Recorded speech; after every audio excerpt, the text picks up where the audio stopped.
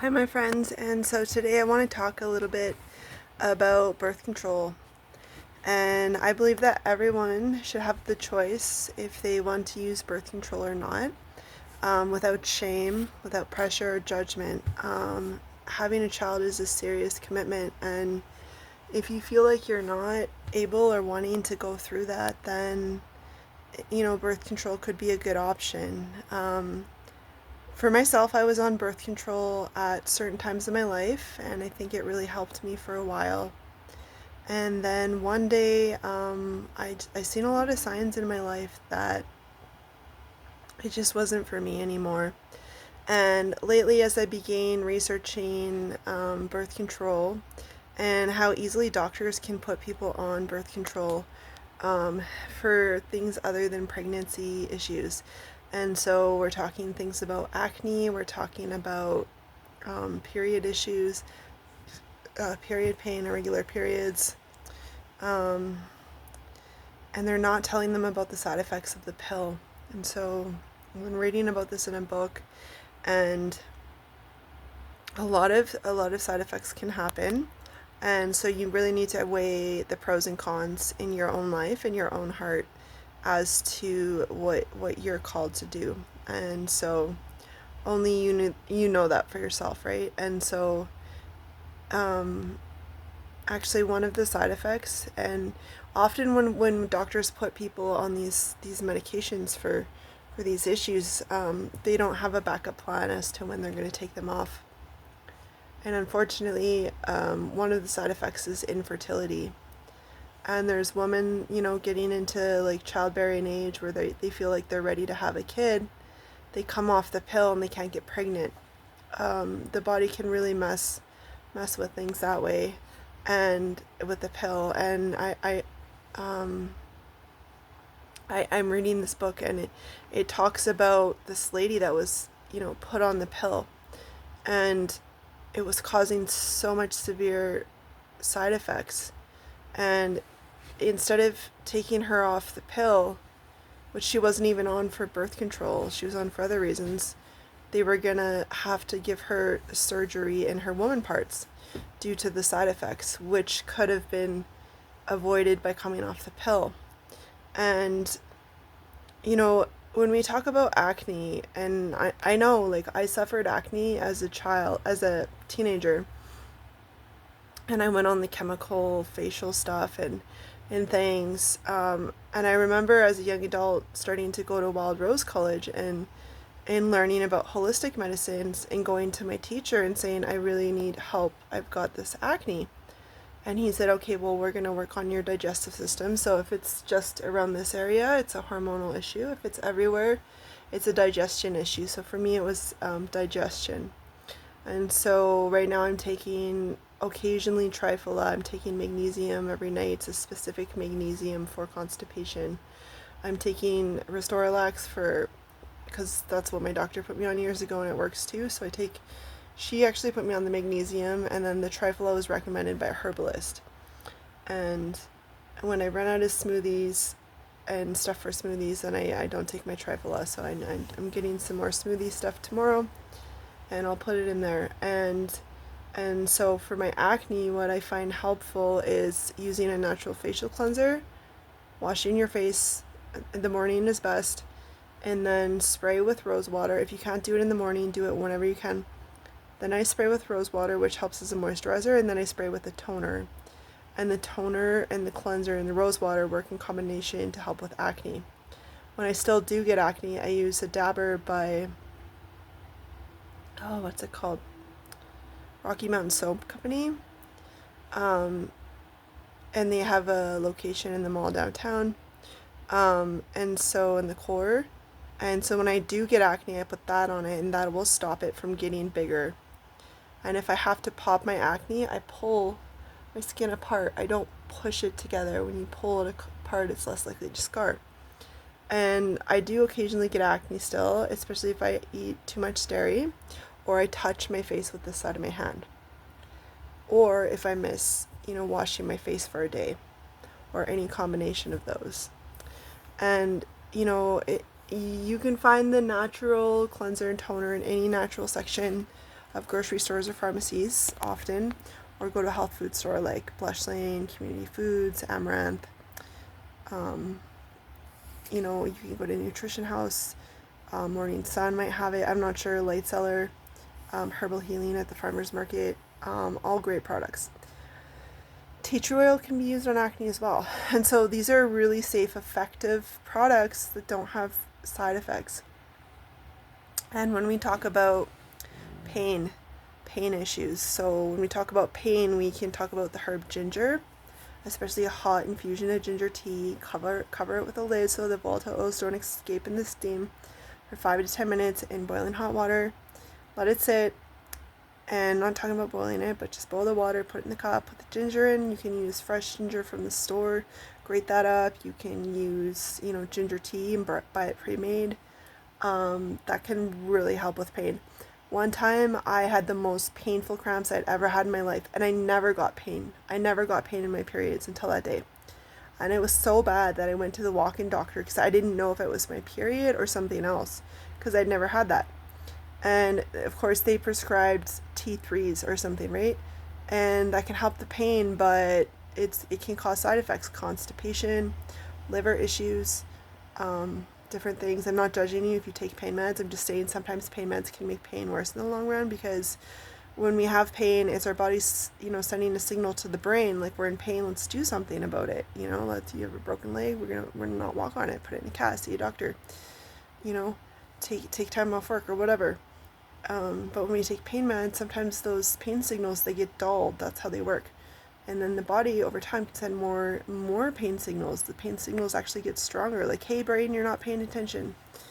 And so, again, I'm not judging you, but, try the ginger and see if it works. It's like, and so, when we talk about heavy periods, I struggle with that a lot, and I haven't found anything that helps it. I tried the ginger, it didn't work. I want to try yarrow. I haven't tried that yet. I heard that can help with the heavy periods. I'm not iron deficient. Some people say heavy periods cause iron deficiency, and some herbalists say that that's actually not true. And so I don't know. If you're iron deficient, there's a great iron supplement called Floravit or Floradix, one of the two. That's a natural iron supplement, and then iron rich herbs can be like nettle, raspberry leaf, and so someone asked me today about birth control, and she was confused because her family doctor said you can have sex any time on it, and then the pharmacist said that's not true because there's certain types of pills in the pack that are a different color, and you take those for 5 days, she said, and then the rest are the other color or something. And her pharmacist don't have sex during those certain pills, and she was confused that her doctor never told her that. And that's the thing, is sometimes doctors don't want to, or they don't have the capacity to take the time to explain things. And so I was trying to say, like, I think what the pharmacist was trying to say, like, the way our periods work is that when we ovulate, we release an egg. So if a sperm fertilizes the egg, we can get pregnant. So we can only get pregnant when we're ovulating. And so when taking the pill, you might know a little bit more which days you're more likely to ovulate on. However, you could ovulate at any time in your cycle. So people want to say, oh, I can have sex on my period, or only have sex when I'm not on my period, and just not that black and white. Also, sperm can live in the body for a little while as well. And so depending if you're ovulating right now or like after, can increase your, and so I said to her, things like condoms, or, even the withdrawal method, which isn't as effective as condoms, can be, work a little more effective than just the pill alone, or, using a condom, or using a condom during those certain pills, or not having sex during that. And then there's the fertility method, where you can track your cycles, and people use this to get pregnant or to avoid getting pregnant, especially people that don't want to put chemicals in their body and they want to be natural.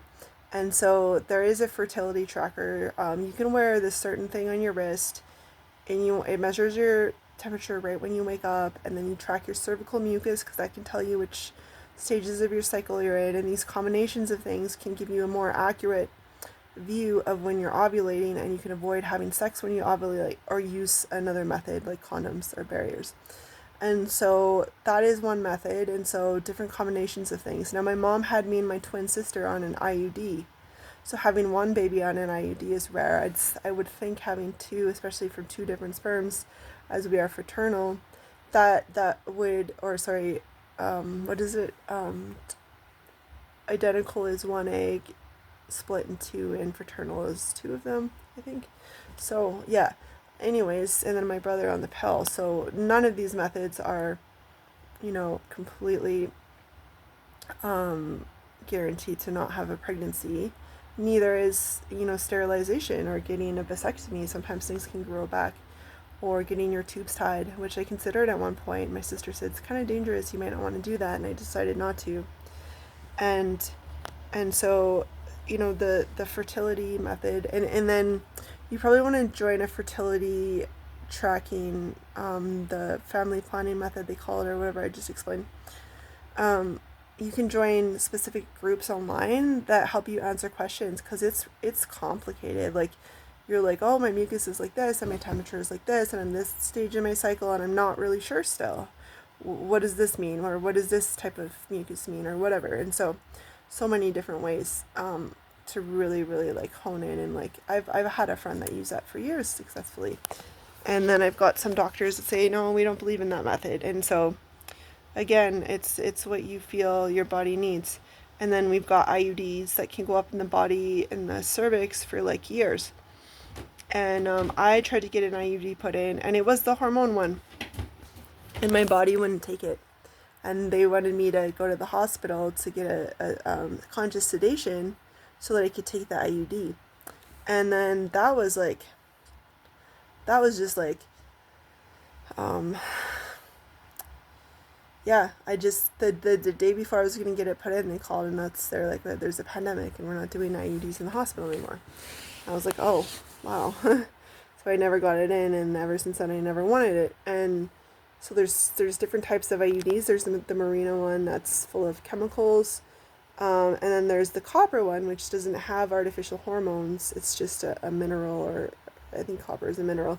And so it's more natural, and some women do that. They think it has less side effects. But because my period was already extremely heavy, that one wasn't recommended, because it can make your periods heavier.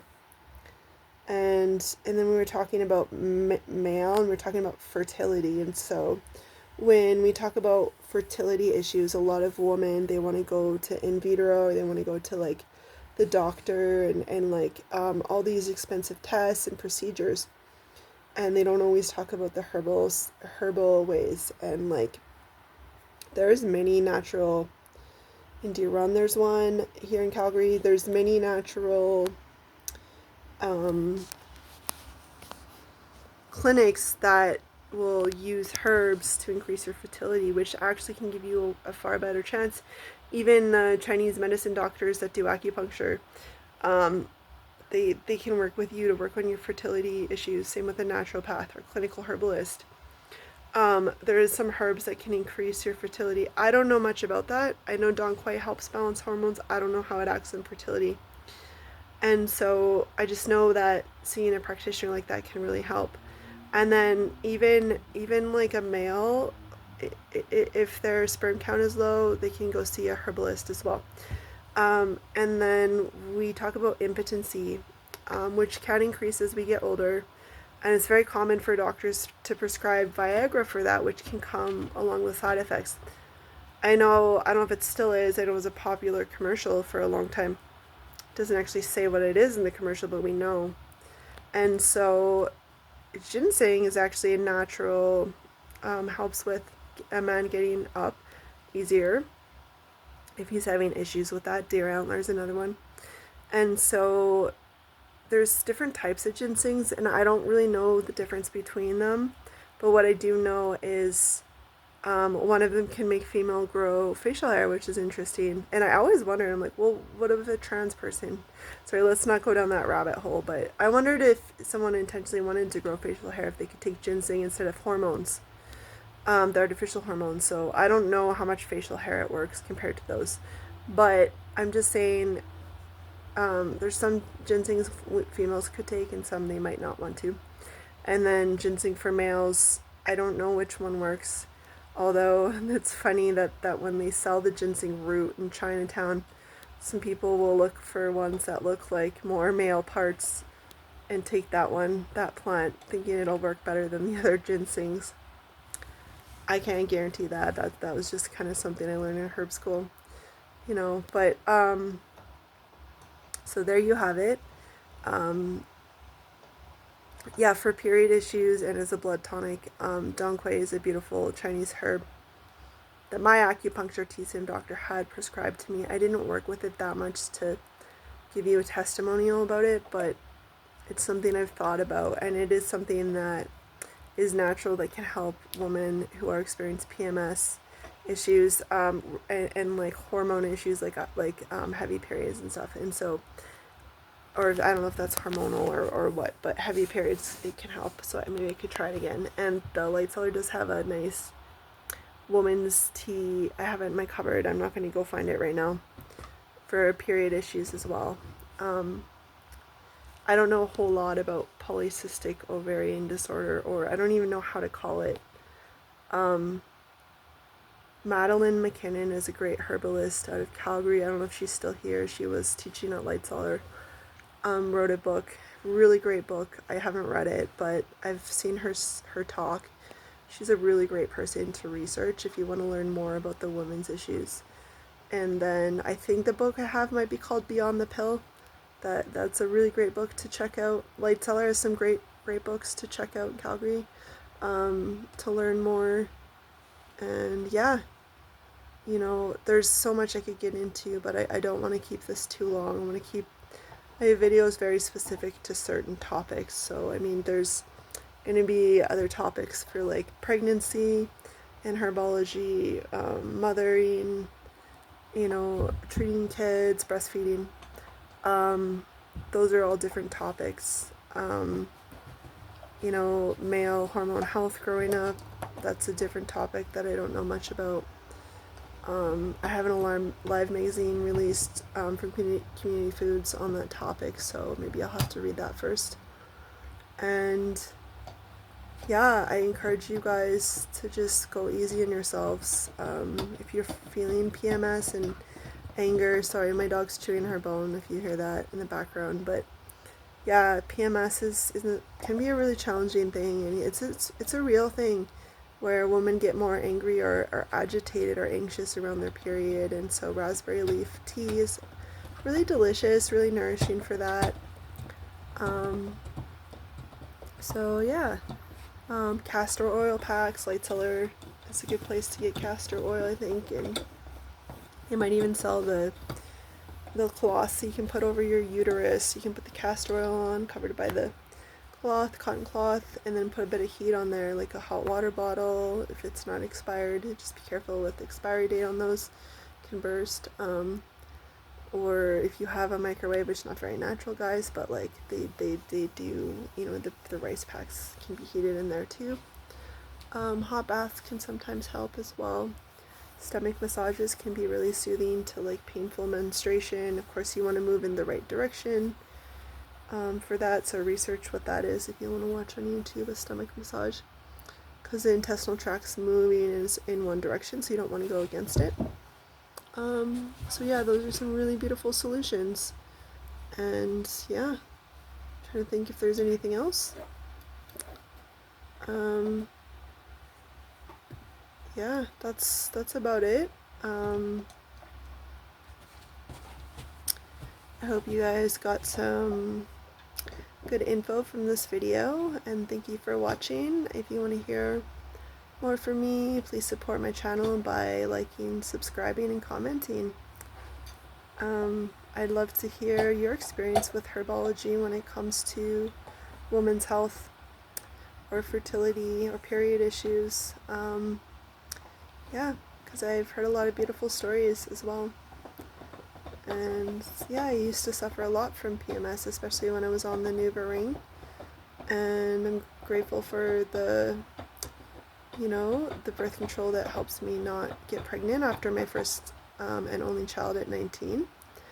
And yeah, I'm trying to be as natural as I can, and I take medications when I need them. And yeah, I encourage you to take care of your health and love each other, love yourselves. Take care.